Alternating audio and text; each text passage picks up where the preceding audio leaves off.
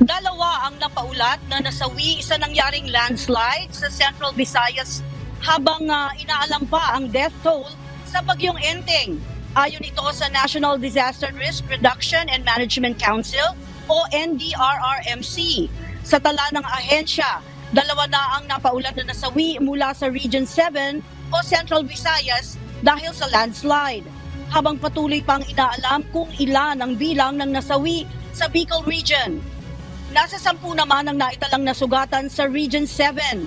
Umabot na rin sa 6,052 na pamilya o 24,043 na individual ang apektado ng bagyo mula sa Region 5, Region 7 at Region 8. Kailangan po na one step ahead kami sa NDRIMC at saka sa OCD to provide efficient, adequate at saka relevant response po para sa ating mga kababayan para maibsan po ang kanilang pasanin.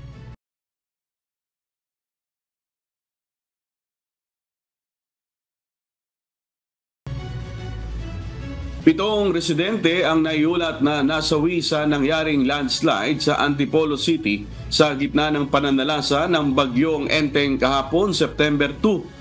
Bagamat walang tigil ang pag-ulan na nararanasan sa lalawigan ng Rizal, hindi ito naging hadlang para ipagpatuloy ang ginagawang search and rescue sa sitio Pari Hinapaw, Barangay San Jose, Antipolo City. Na-recover ng Antipolo CDRRMO ang 3 bangkay matapos na matabunan ng lupa.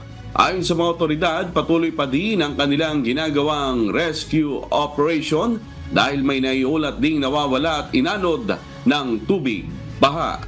Nailigtas kahapon na September 2 ng Philippine Coast Guard ang 18 crew ng isang barko na nasunog sa Navotas sa gitna ng pag-ulan at malakas na pagbugso ng hangin.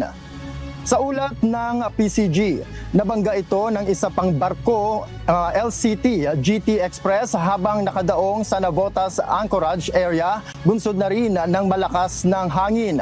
Batay sa inisyal na investigasyon, tinamaan umano ang forecastle o uluhang bahagi ng barko at may nag-spark o biglang nagliyab. Hindi na naapula ang sunog dahil bukod sa malayo, malakas din ang alon. Sa ngayon, patuloy pang nagsasagawa ng investigasyon ang mga otoridad hinggil sa insidente.